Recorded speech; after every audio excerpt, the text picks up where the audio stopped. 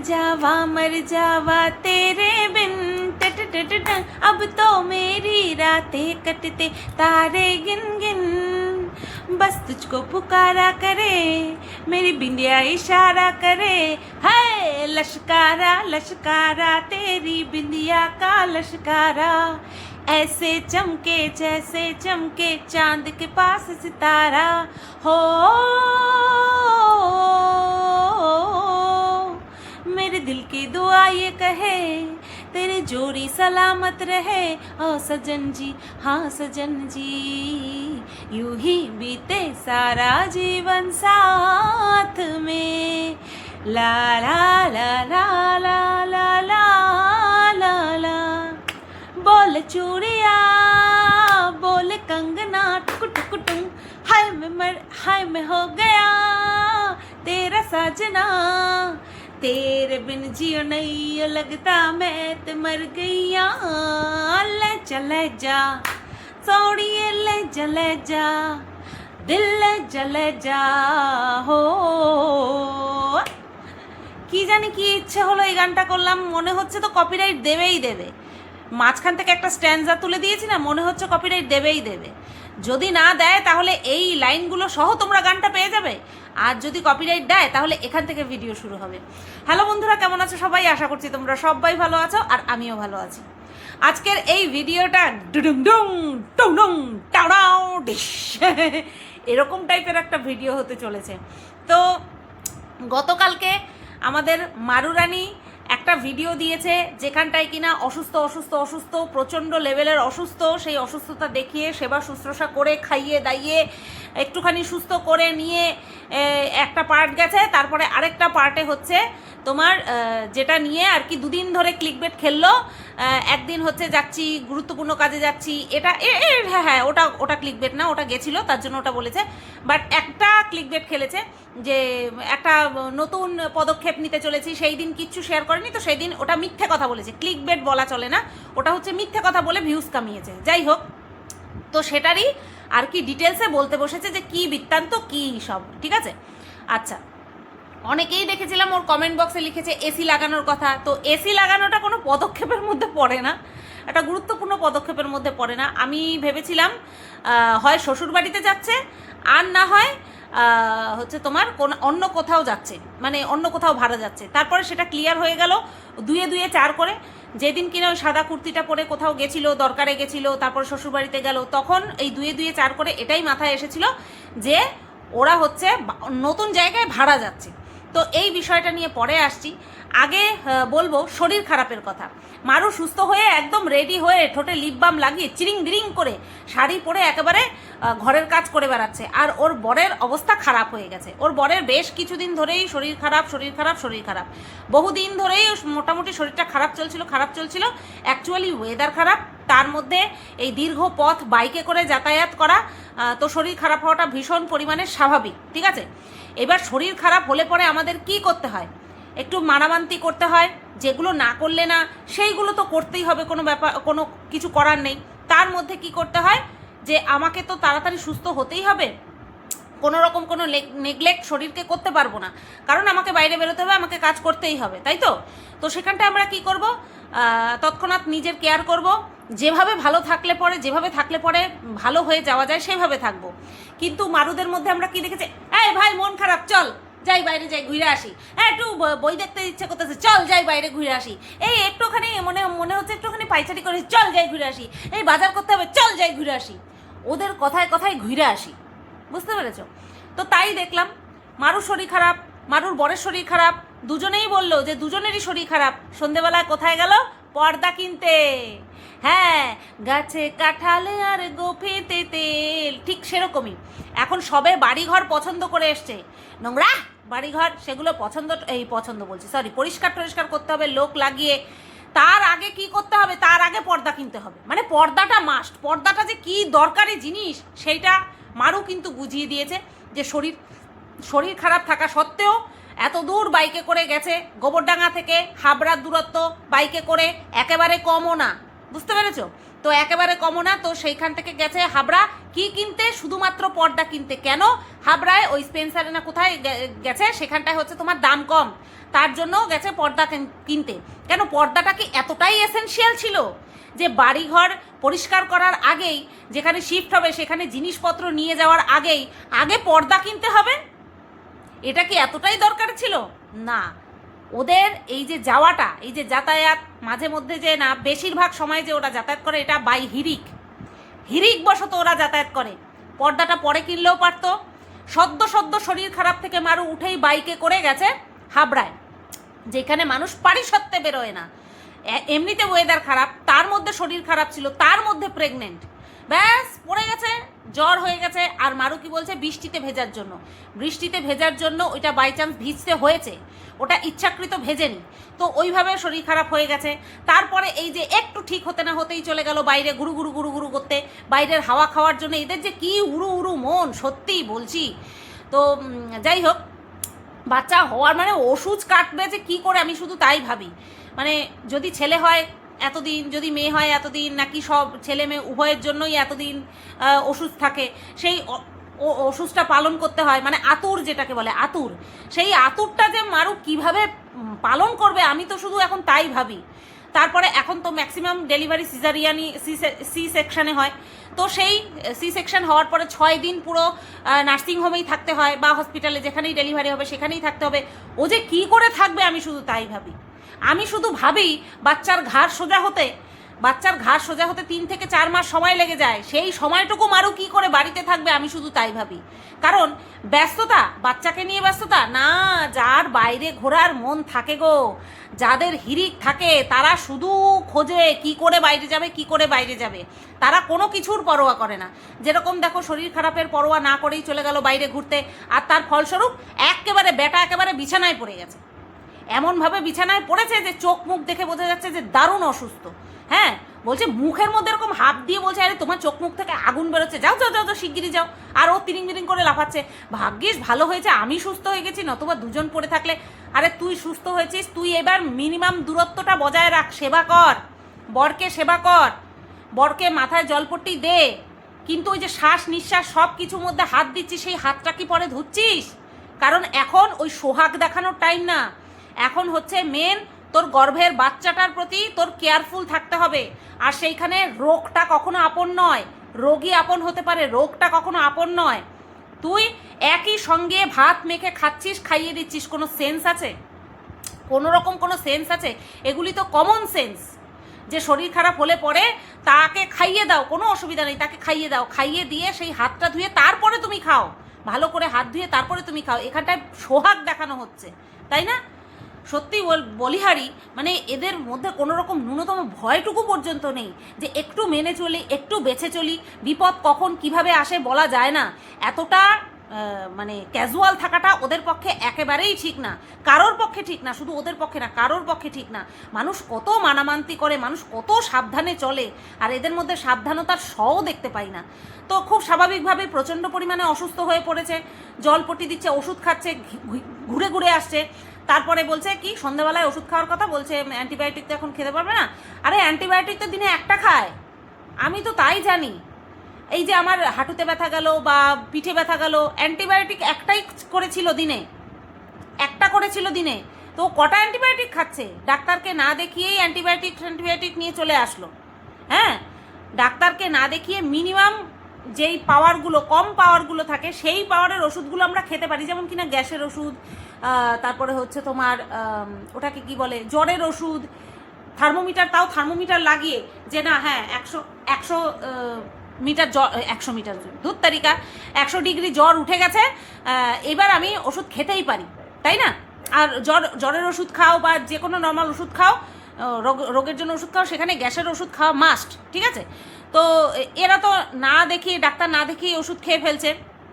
জানি না মারু যে ওষুধটা খেলো সেটা ডাক্তারের সাথে কনসাল্ট করে খেয়েছিল নাকি এমনি খেয়ে নিল, ভগবান জানে। যেখানটায় এরা একা রয়েছে, যেখানে মানুষের মানে পরিবারের মধ্যে থেকেও মানুষ কত কিছু মেনে গুছিয়ে চলে, সেখানটায় ও একা থেকেও ওর মধ্যে কোনো ভয় ভীতি কিচ্ছু নেই, যে আমি এটা করবো তো, ওটা খাবো তো, সেটা খাবো তো, না একবার করিনি, নাকি কনসাল্ট করেই নিচ্ছে, তাই না? আমরা তো আর দেখতে যাচ্ছি না সারাদিন কার সাথে কথা বলছে। হ্যাঁ, হতেই পারে, তবে হ্যাঁ, যদি কারোর সাথে কথা বলেই থাকে, তাহলে সে কি এরকম পরামর্শ দেবে যে না তুই ডাক্তারের সঙ্গে না ডাক্তারকে না দেখিয়ে তুই ওষুধটা খেয়ে নে? জানি না বাবা। তো যাই হোক, হতে পারে এরকম কেউ বিশেষজ্ঞ আছে যে কিনা এই সমস্ত জিনিস দেখাশোনা করে, যেরকম কিনা মারুর মা। এই সমস্ত বিষয় নিয়েই তো ওনার ওঠা বসা। তো মনে হয় মেয়েকেও হয়তো পরামর্শ দিতেই পারে যে হ্যাঁ এটা তুই খেতেই পারিস, কোনো অসুবিধা হবে নি, তাই না? আচ্ছা, তারপরে জলপট্টি দিচ্ছে, বরের মাথায় জলপট্টি দিচ্ছে, এদিকে ওপরে ফ্যান চলছে। একদিকে জলপট্টি দিচ্ছে আর একদিকে ফ্যান চলছে। জানি না এটা আবার কোন নিয়মের মধ্যে পড়ে, আমার জানা নেই। তো এইভাবে অসুস্থতা নিয়ে কাটলো। তার মধ্যে দেখছি খাওয়ার বহর। জ্বর হলে পরে মানুষের লাইট খাওয়ার খায়, আর মারু তার বরকে কি খেতে দিল দেখলাম? ডিম টোস্ট। ওয়াও, তাই না? Just looking like a wow. জ্বর হলে পরে এমন খাওয়ার, সহজপাচ্য খাবার দিতে হয় সাথে, যাতে গ্যাস না হয়। ডিম পেট গরম করে, আর জ্বরের সময় বা যে কোনো শরীর খারাপের সময় সব থেকে আগে যদি কোনো জায়গায় এফেক্ট হয় সেটা হচ্ছে আমাদের ডাইজেশন পাওয়ার, সেটা স্লো হয়ে যায়, ঠিক আছে? আর জ্বর হলে পরে তো গ্যাস ভীষণ পরিমাণে হয়। তো সেখানটায় আমরা কি দেখলাম, কি খাওয়াচ্ছে? ডিম খাওয়াচ্ছে, তার সঙ্গে আবার ব্রেড। তো যাই হোক, কনসাল্ট করে নিয়েই নিশ্চয়ই খাইয়েছে, তাই না? আমি তাই দেখছি যে জ্বর হয়েছে, বরকে তুই ব্রেড খাওয়াচ্ছিস, ডিম টোস্ট খাওয়াচ্ছিস, কোনো সাধারণ সেন্স নেই। ওকেও দেখেছি, ওর জ্বর হয়েছে, ও অর্ডার করে এটা সেটা খাচ্ছে। আমরা ছোটোবেলার থেকে দেখেছি তো, আর এখনও দেখি যে কোনো শরীর খারাপ হলে পরে, জ্বর জারি, পেট খারাপ, এই সমস্ত হলে পরে সহজপাচ্য যেগুলো খেলে পরে শরীরটা ঠান্ডা থাকবে সেই ধরনের খাবার খেতে, এইরকম দেখিনি। তো এই তো গেল শরীর খারাপ নিয়ে কথা। এইবার যেটা নিয়ে বলবো সেটা হচ্ছে টুংডুং টিস টাড়াও, পেঁচানো মুঝে আসছি। তো এইবার আসি সেকেন্ড পার্টটা নিয়ে, যেটা কিনা মোস্ট ইম্পর্টেন্ট পার্ট। সেটা হচ্ছে নতুন করে ঘর ভাড়া যাওয়া। প্রথমে রানাঘাট যাওয়া, সেটাও প্ল্যানিং প্লটিং করে, রানাঘাট থেকে গোবরডাঙ্গায় আসা, রানাঘাট ছেড়ে গোবরডাঙ্গায় আসা, সেটাও প্ল্যানিং প্লটিং করে। জীবনে কোনো কিছুই তো আর হুট করে করা যায় না, তবু আমরা হুটফাট করে অনেক কিছু করে ফেলি।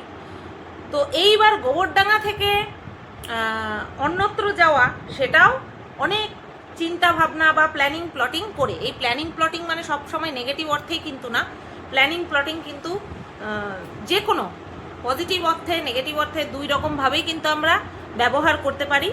বিষয়টা হচ্ছে সম্পূর্ণটাই টপিকের উপরে নির্ভর করে, যে টপিকটা কী।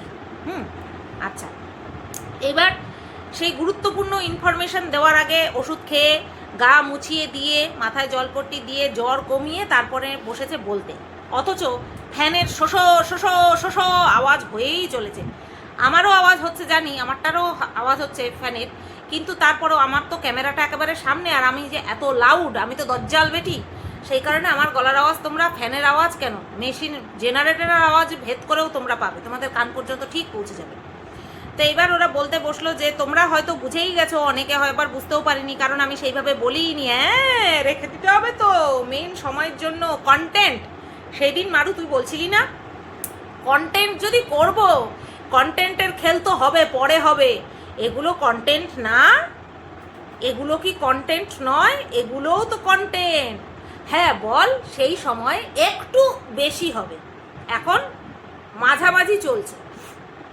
1 বছরের মধ্যে 3 বার জায়গা পাল্টানো, ভাবা যায়? জাস্ট ভাবা যায় 1 বছরের মধ্যে 3 বার বাড়ি পাল্টাচ্ছে। এমন এদের চিন্তা ভাবনা, এমন এদের প্ল্যানিং প্লটিং, বুঝতে পেরেছো? অ্যাকচুয়ালি সমস্তটাই ভেবেছিল ইউটিউবের ভরসায় হয়ে যাবে, ভিউজ যে ডাউন হতে পারে সেটা এদের চিন্তার বাইরে ছিল। সেই কারণের জন্যই কিন্তু পুনরায় ওই দোকানে যাওয়া, পুনরায় ওই 1 ঘন্টার পথ অতিক্রম করে তারপরে যাওয়া, যাতায়াত, এগুলো চলছিল। বুঝতে পারিনি যে ভিউজ ডাউনে যাবে, আর ভিউজ ডাউনে চলে গেলে ভিডিও করার ইচ্ছেটা মরে যায়, আর সেই কারণের জন্য 2-3 দিনের জন্য মারুর ইচ্ছেই করে না, ভিডিও দিতে ইচ্ছা করে না, গায়েব হয়ে যায়, তাই না? ওই 3 দিন ছোট ছোট করে ভিডিও ক্লিপ তুলে নিয়ে তারপরে গিয়ে 1 দিন ভিডিও দেয়। কি ডেডিকেটেড পার্সন, তাই না? আচ্ছা, তাই এবার মাঝামাঝি মাসে, মানে প্রেগনেন্ট অবস্থায় মাঝামাঝি মাসে, সেটা কত মাস সেটা তোমরাও আশা করি বুঝতে পারো, সেই সময় মারু আর মারুর হাজবেন্ড ডিসাইড করলো কি বাড়ি চেঞ্জ করার। ওয়াও, কি পাকাপোক্ত বুদ্ধি! আর এদের এই বুদ্ধিকে অ্যাপ্রিসিয়েট করছে কিছু মানুষ না, প্রচুর মানুষ অ্যাপ্রিসিয়েট করছে যে ভালো করেছো ভালো করেছো। ভালো করেছে তখনই বলতাম যদি এই ডিসিশনটা আগেই নিত, তাহলেই বলতাম যে ভালো করেছে। এইবার এর মাঝে যখন কিনা ডিক্লেয়ার করেনি যে ও প্রেগনেন্ট, তখন বহু মানুষ ওদেরকে বলেছে, যখন কিনা এই যে ও এই ন্যাকামোগুলো শুরু করেছিল যে ও কাজে গেলে আমার ভিডিও করতে ইচ্ছা করে না, এই এত সময় লাগে, এত পেট্রোল খরচ হয়, হেনা তেনা যাতায়াত খরচা এত লাগে, তখন কিন্তু বা ওর এই যে প্রেগনেন্সি চলাকালীন যে প্রবলেমগুলো ফেস করেছিল, তখন কিন্তু প্রত্যেকে বলেছিল যে তুমি শ্বশুর বাড়িতেই থাকো বা দোকানের কাছাকাছি কোনো দোকান ঘর ভাড়া নাও, এই দোকান ঘর বলছি, কোনো ঘর ভাড়া নাও, প্রত্যেকে কিন্তু বলেছিল, ঠিক আছে। তখন মারুর আনসার ছিল না, ও যাবে না। আর তার কারণ কি দেখিয়েছিল, যে এক জায়গা থেকে আরেক জায়গায় শিফট হওয়া যে কি কষ্ট, সেটা যারা একমাত্র করেছে তারাই জানে। গাধা সেই ঘুলিয়ে জল খেলো কখন, যখন কিনা ওর ভীষণ পরিমাণে সাবধান থাকা উচিত, ঠিক আছে, টুকটাক কাজের মধ্যে দিয়ে যাওয়া উচিত। তখন বুদ্ধি হলো যে না, এখন আর এই এত দূরে থাকা যাবে না, কাছাকাছি থাকতে হবে। এবার দোকান থেকে পুরো যে বিরতি নিয়ে ঘরে বসবে সেটাও সম্ভব না, কারণ ওই যে বললাম খরচ বেড়েছে, আরও বাড়বে খরচ, ঠিক আছে, অনেক ধাক্কা আছে এরপর, মানে আর্থিক ধাক্কা আছে এরপর। তো সেই কারণের জন্য তারপরে সন্তান হলে পরে তার একটা ভবিষ্যৎ, আর এখনকার দিনে একটা সন্তান বড় হওয়া, তার পড়াশোনার খরচ জাহাজের মতন খরচ। আগেকার দিনের মতন না যে 4-5টা জন্ম দিলাম, ওই তো সরকারি স্কুলে পড়লো, চাল পেলো, ডাল পেলো, ড্রেস পেলো, বইপত্র পেলো। এখন আর ওই সমস্ত হয় না। এখন হয় না মানে কি, এখনও সরকারি স্কুল অবশ্যই আছে, কিন্তু এখন বাবা মায়েরা সন্তানকে নিয়ে এতটাই কনসার্ন যে তারা চায় না সরকারি স্কুলে পড়াতে, ঠিক আছে, তারা সবাই CBSE এই সমস্ত বোর্ডের স্কুলে ভর্তি করাতে চায়। মারু ভর্তি করাবে কিনা সেটা জানি না, কারণ কখন কি হয়ে যায় সেটা বলা যায় না। কিন্তু তারপরেও মানুষের তো আশা আকাঙ্ক্ষা থাকে যে না, এইভাবে মানুষ করব, তার জন্য পরিশ্রম করতে হবে, তার জন্য অর্থ উপার্জন করতে হবে, তার জন্য কি করতে হবে, দুজনকে মিলে উপার্জন করতে হবে। আর সেই উপার্জনের জন্য কোথায় যেতে হবে, দোকানে যেতে হবে, দোকানে না গেলে হবে না। আর দোকানে যাওয়ার জন্য রাস্তা অনেকটা পথ পাড়ি দিতে হবে, তার জন্যই এবার এই ঘর ভাড়া নেওয়ার চিন্তা। এইবার বিষয়টা হচ্ছে কোথায় ভাড়া নিচ্ছে, ঘর যে ভাড়া নিচ্ছে বললো, কোথায় ভাড়া নিচ্ছে এক্স্যাক্ট, দোকানের পাশে। কারণ মারুর বাপের বাড়ির থেকে মারুর বরের যে দোকান আর মারুর যে শ্বশুর বাড়ি দূরত্ব খুব বেশি দূর নয়, মানে মাঝামাঝি একটা জায়গায় ভাড়া নিয়ে নিলে পরেই সব দিক মেনটেন হয়ে যাবে, বুঝতে পেরেছো, হুসফাস করে সবার সাথে দেখা হয়ে যাবে। হ্যাঁ, তো এটা খুব সুবিধাজনক হলো, তাই না? এইবার দেখবা অর্ধেক দিন রান্নাবান্নার সিন দেখাচ্ছে না, অথচ রান্নাবান্না হয়ে তোমাদেরকে মানে ফাইনাল লুক দেখাচ্ছে, পাত্রে ঢেলে ঢেলে ফাইনাল লুক দেখাচ্ছে। সেটা কিভাবে সম্ভব হবে সেটা নিশ্চয়ই তোমরা জানো। এইবার এই যে ঘর ভাড়া রেখে চলে যাবে, তোমরা বুঝতে পারছো যে রানাঘাট থেকে যখন গোবরডাঙ্গায় এসেছিল তখন ওদের কটা জিনিসপত্র ছিল, আর এখন যে এই গোবরডাঙ্গা থেকে এই যেখানে যাচ্ছে সেখানে যে যাবে, জাহাজের মতন সব কিছু নিয়ে যেতে হবে। ও কিছু করলো না, কতক্ষণ অন্য মানুষ করে দেবে। আর অন্য মানুষের কাজ বাজ যারা কিনা বেশিরভাগ মানে একা থেকে অভ্যস্ত, তাদের কিন্তু অন্যের কাজ পছন্দ হবে না। এবার সেই অর্থে হাত লাগাতেই হবে। তারপরে একটা জায়গা, একটা পরিবেশে এতদিন সেট হয়ে গিয়েছিল, তারপরে সেই জায়গা থেকে অন্যত্র একটা জায়গায় যাওয়া, সেট হওয়া। এখানটায় যেমন বাথরুম ছিল বাইরে, কলপার বাইরে, তারপর তোমার জলের ব্যবস্থা ভালো ছিল না, কেনা জল দিয়ে রান্না বান্না খাওয়া দাওয়া সব চলতো, তারপরে রান্নাঘরটাও বাইরে ছিল। এইবার কি হয় দেখা যাক, কারণ মারু নিজের মুখেই বলল যে এইখানে যখন প্রথম এসেছিলাম, মানে গোবরডাঙ্গায় যখন প্রথম এসেছিলাম তখন তোমাদের অনেকেরই পছন্দ হয়নি, কিন্তু ধীরে ধীরে আস্তে আস্তে যখন সবটা গুছিয়ে নিলাম তখন তোমরা বলে যে না বেশ ভালো লাগছে। ওই জায়গাটাও হয়তো তোমাদের প্রথমে পছন্দ নাও হতে পারে। এই জায়গা থেকে, এই লাইনটা থেকেই বোঝা যায় যে এবারও যেখানটায় যাচ্ছে সেই জায়গাটা যে একেবারে মানে ঝাঁ চকচকে সেরকম তো নাই, সাথে যে মানে মানুষ দেখেই ঝলকে গ্রহণ করবে, মানে মানুষেরও তো একটা গ্রহণ করার ব্যাপার আছে, যতই আমরা নিজেরা গিয়ে না থাকি তারপরেও দেখে তো একটা মনে হয় ভালো না, এরকম একটা ওপিনিয়ন আসলেও আসতে পারে। সেটাই মারুর কথাবার্তার ধরনে বুঝলাম। এইবার আমার কথা হচ্ছে, মারু বলছে দোকানের কাছাকাছি নিয়েছে। দেখা যাক, এরকম তো উড়ো খবর কত আসলো যে এক্স্যাক্ট কোথায় ভাড়া নিয়েছে বা হ্যাঁ বর্তমানে ভবিষ্যতে কোথায় ভাড়া নিতে চলেছে সেটাও আমরা দেখব, তাই না? তো যাই হোক, এই হচ্ছে বিষয়।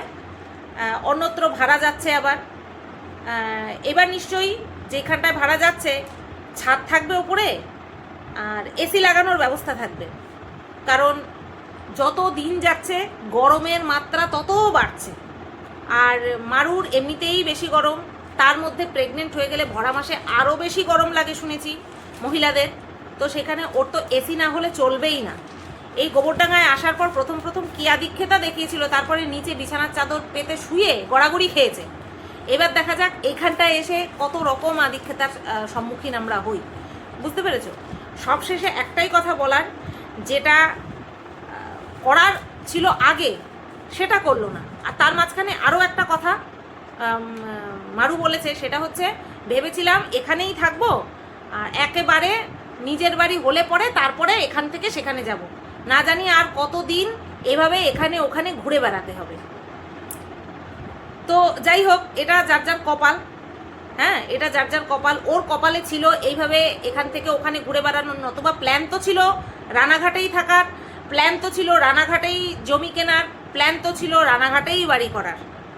এইগুলো সব প্ল্যান ছিল বহু আগে থেকে, কিন্তু আমরা যা প্ল্যান করে রাখি সেগুলোকে আদেও হয়, হয়তো সেটাই যেটা কিনা লেখা থাকে। এবার দেখা যাক মারুর ভাগ্যে কী লেখা রয়েছে। তবে হ্যাঁ, এই সিচুয়েশনে এই পরিস্থিতিতে এরকম একটা বোল্ড ডিসিশন নেওয়া ভালো হলো কি খারাপ হলো সেটা তো ক্রমশ প্রকাশ্য ওদের জন্য। এটা বহু আগে চিন্তা ভাবনা করা উচিত ছিল, কনসিভ করার আগে, কারণ ওরা চাচ্ছিলই যে ওরা যাতে তাড়াতাড়ি প্রেগনেন্ট হয়ে যায়, মানে মারু যাতে তাড়াতাড়ি প্রেগনেন্ট হয়ে যায় ওরা চাচ্ছিল। সুতরাং এই চিন্তা ভাবনাটা আগে করা উচিত ছিল। আসলে সবটাই ওরা না ছেলে খেলার মতন ভেবেছে যে এই তো এটা কোনো ব্যাপার না, বাচ্চা হওয়া, প্রেগনেন্ট হওয়া, বাচ্চা হওয়া এটা কোনো ব্যাপার না।